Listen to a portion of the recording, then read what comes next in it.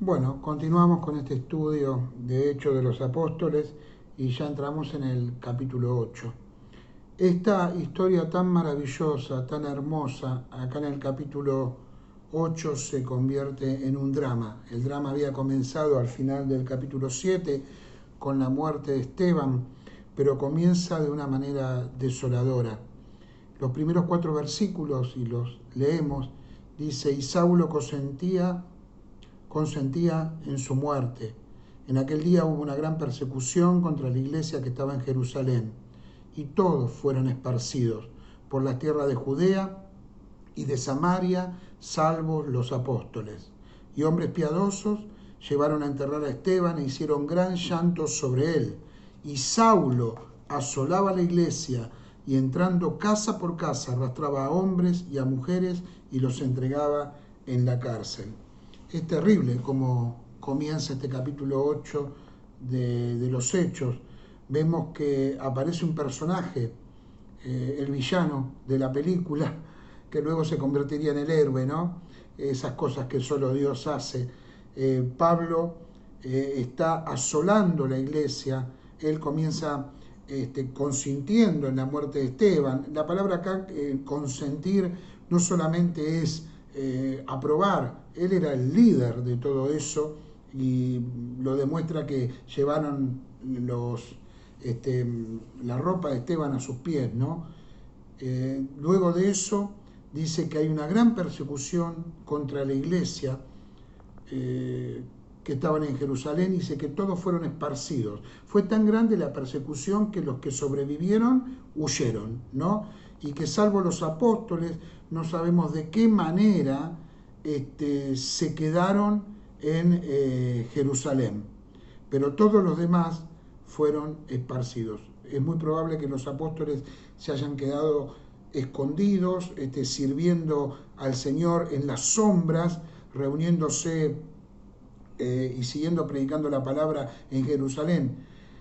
Uno piensa que si ellos se hubieran ido, Jerusalén estaba perdida completamente para el cristianismo. Pero luego vemos en Hechos de los Apóstoles, en el Concilio de Jerusalén, en la última visita de Pablo a Jerusalén, que Jerusalén era una iglesia pujante, y los primeros capítulos es la cabecera del cristianismo, hasta el capítulo 11, 12, donde ya Antioquía comienza a ser quizás la iglesia más pujante del cristianismo. Pero Jerusalén era la madre de las iglesias y siguió siendo así.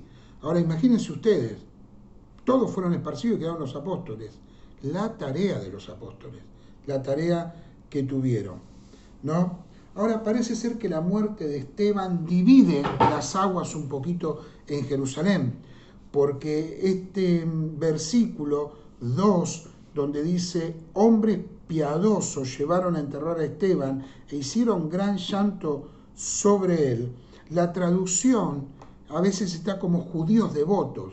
O sea, es muy probable que los que enterraron a Esteban no eran cristianos, sino que eran judíos que empezaron a darse cuenta que no habían hecho lo correcto con matar a Esteban. Pero otros judíos intensificaron la persecución, y entre ellos este protagonista que comienza a nombrarse, primero bajo el nombre de Saulo, luego como Pablo, comienza a perseguir a la iglesia. Cuando uno mira la intensidad acá en la Biblia del ataque de Pablo, nos damos cuenta, ¿no?, de la intensidad por el hecho de que él entraba a las casas y llevaba inclusive a las mujeres a sufrir castigos.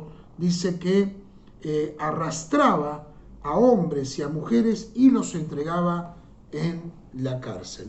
Realmente el solo nombre de Saulo sería motivo de terror para los cristianos en aquella época.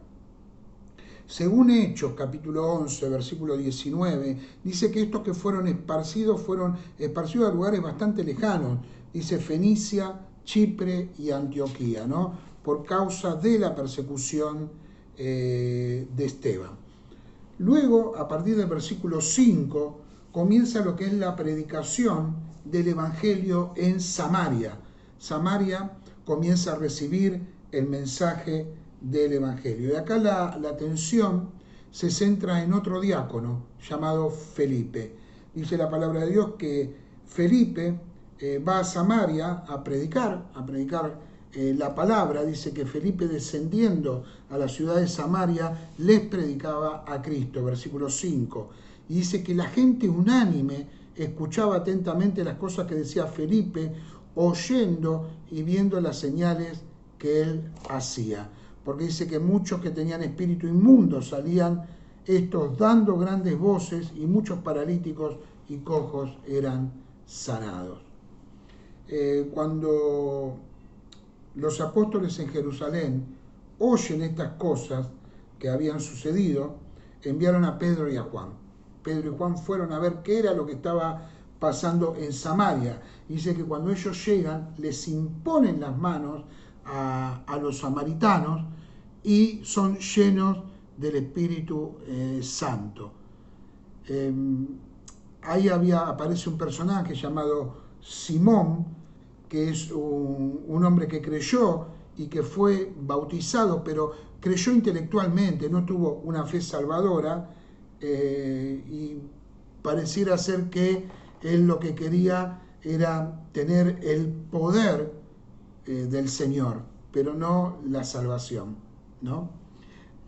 Bueno, hay una pregunta que surge acá. ¿Por qué ese retraso del don del Espíritu Santo en los samaritanos? ¿Por qué hubo que esperar hasta la venida de Pedro y Juan para que ellos tengan el don del Espíritu Santo?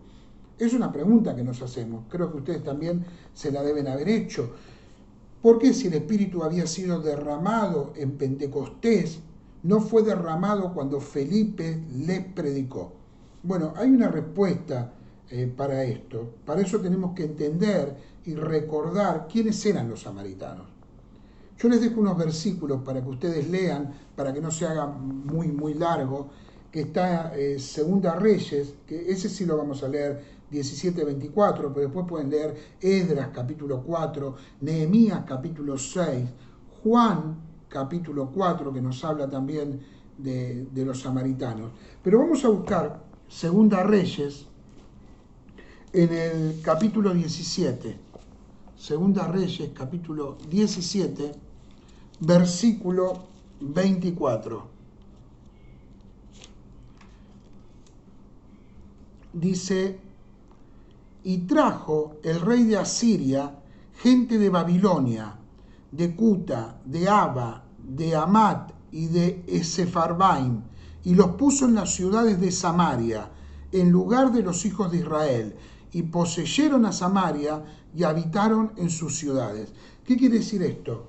Cuando cae el reinado de Israel y es dividido, Samaria es invadida por un montón de razas paganas. Y en ese momento se hace como un culto, mezcla de judaísmo y de razas paganas, y hasta un mismo lugar de adoración ahí mismo en Samaria. Dice la palabra de Dios en el capítulo 4 de Juan, versículo 9, que los judíos y los samaritanos no se trataban entre sí.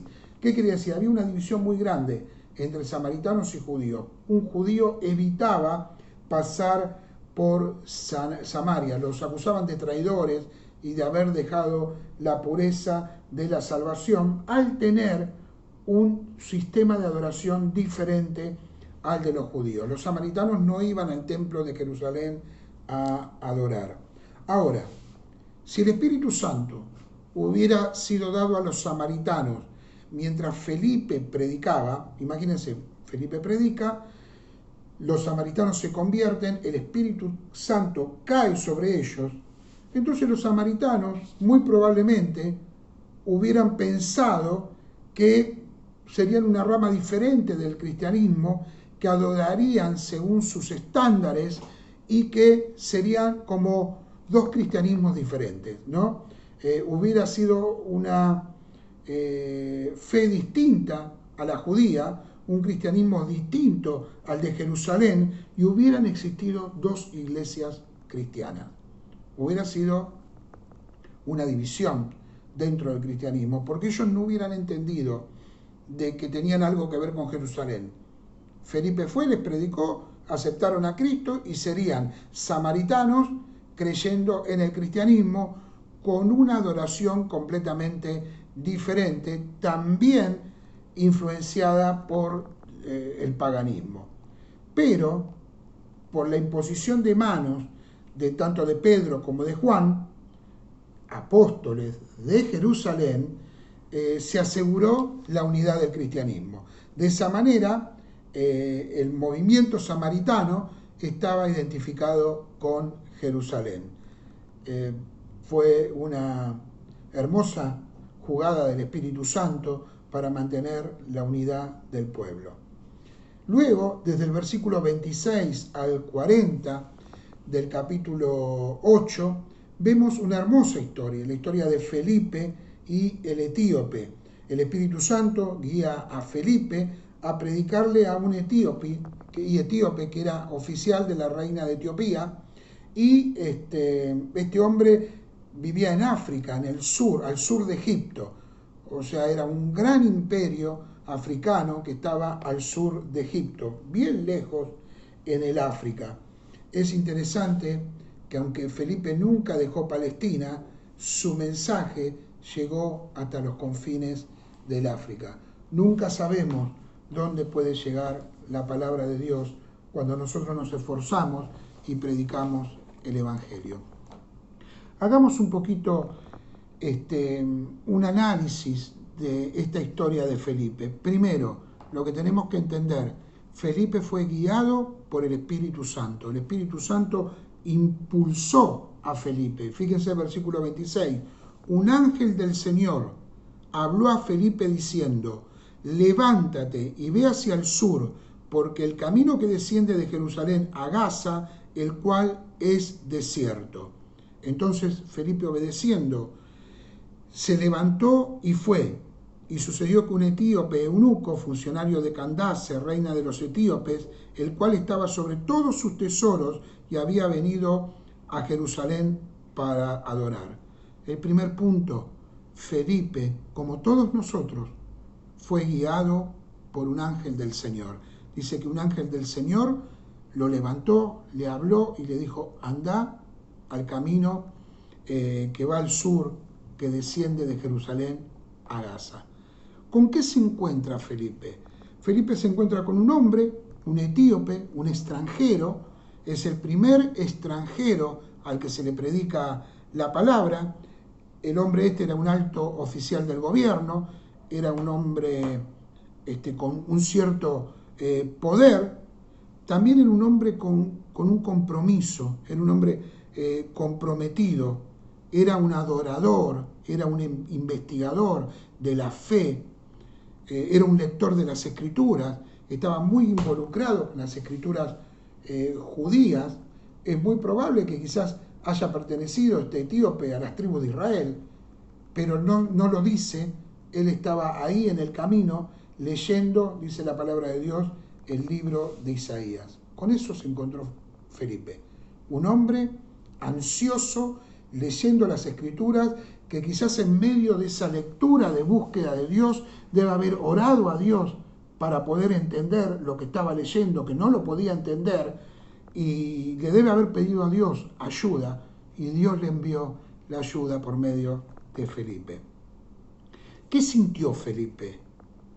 Dice la palabra de Dios que él sintió al Espíritu Santo que le hablaba.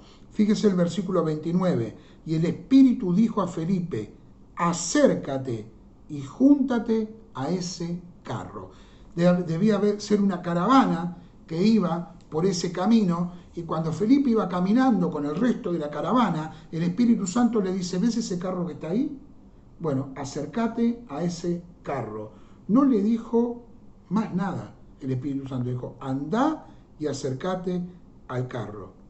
Él sintió al Espíritu Santo, pero también sintió el don de discernimiento que Felipe tenía, la necesidad de un hombre, la confusión que había en ese hombre.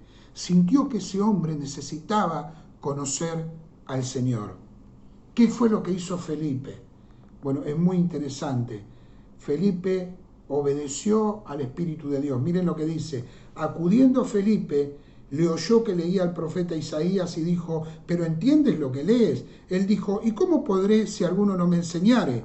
Y rogó a Felipe que subiese y se sentara con él. Felipe obedece al Espíritu de Dios, comienza una conversación con el hombre y hermanos queridos, miren esto es importante, esto es una clase que nos da el Señor por medio de su palabra de cómo debemos testificar, obedecer al Espíritu Santo, entender la necesidad de las personas y acercarnos a esas personas. Dice que inicia Felipe una conversación, ¿no? Cuando lo ve que está leyendo al profeta Isaías, Felipe le hace una pregunta sencilla. ¿Estás entendiendo lo que lees? Abre la puerta para poder predicar la palabra. Lo otro que hace es se une al hombre, se junta a la persona. Enseguida se da cuenta cuál era la situación de este hombre en su búsqueda de Dios. Dice, él dijo, ¿cómo podré si alguno no me enseñare?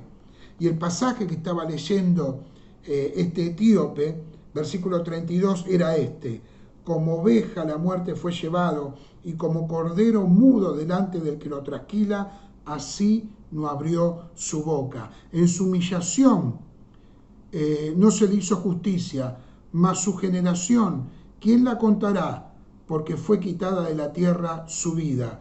Y respondiendo, el eunuco dijo a Felipe, te ruego que me digas, ¿de quién dice el profeta esto? ¿De sí mismo o de algún otro? Entonces, Felipe acá se da cuenta de algunas cosas. Primero, este era un hombre religioso, era un hombre que le interesaba saber de Dios, que era fiel en su adoración, que era sistemático en el estudio de la palabra, que quería aprender, que quería entender, pero no entendía la muerte de Cristo. No entendía de qué estaba hablando acá. Estaba leyendo el profeta Isaías. ¿Qué fue lo que hizo Felipe? Acá tenemos los pasos. Acercarnos a las personas, iniciar la conversación, escucharlos, sobre todo escucharlos. Yo recuerdo alguna que otra vez haber hablado con algún pastor cuando era joven y ver que no me escuchaban, ver que lo único que querían era hablar. Yo recuerdo muy bien haber hablado con personas que ni me miraban a los ojos. Yo tenía una inquietud como joven y quería acercarme a algunas personas y estas personas estaban esperando que yo termine para hablar ellos y mostrarme todo lo que sabían del Evangelio. Sin embargo, Felipe se tomó su tiempo para escuchar y cuando habló, predicó a Cristo. Y respondiendo el eunuco, dijo a Felipe, versículo 34, te ruego que me digas, ¿de quién dice el profeta esto? ¿De sí mismo o de algún otro? Entonces Felipe, abriendo su boca y comenzando desde esta escritura, le anunció el Evangelio de Jesús. Le predicó sobre Isaías, sobre los Salmos, sobre la palabra, desde Génesis hasta el final del Antiguo Testamento. Le habló de Cristo y le dijo, todo esto anuncia a Cristo. ¿Qué vio Felipe después de eso? Vio un hombre deseoso de bautizarse. Vio la conversión de una persona. Un hombre que creyó que ese Jesús al que Felipe le predicó, y no solo le predicó, hermanos, Felipe no solo predicó la palabra, Felipe predicó, Felipe discipuló, Felipe enseñó la palabra de Dios. Por eso siempre digo, hermanos, no es cuestión de levantar la manito para ver que un hombre ha creído o una mujer ha creído. Tiene que haber frutos de arrepentimiento y frutos de conversión. Y eso solo lo sabemos cuando discipulamos a las personas, cuando estamos cerca de las personas, cuando les enseñamos. Este hombre no tenía dudas. quiso continuar con el bautismo enseguida. Fíjese que yendo por el camino llegaron a cierta agua y dijo el eunuco: aquí hay agua, ¿qué impide que yo sea bautizado? Felipe dijo: si crees de todo corazón, bien puedes. Y respondiendo dijo: creo que Jesucristo es el Hijo de Dios.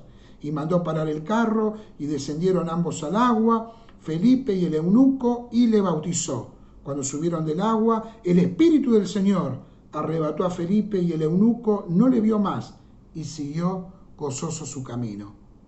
¿Cuánta historia hay acá? Siguió gozoso su camino. Su vida cambió. Llegó a su hogar, le habló a su familia seguramente, le habló a sus amigos, le habló a la reina, no sé, le predicó a todas las personas lo que él había entendido. Creo que Jesucristo es el Hijo de Dios. Y Felipe experimentó como siervo de Dios lo que podemos experimentar nosotros: la continua ayuda y dirección del Espíritu Santo. ¿Qué es servir a Dios? Estar sentado en el mejor asiento, en la platea, viendo las maravillas del Señor. Vayamos y prediquemos como lo hizo Felipe. Dios les bendiga.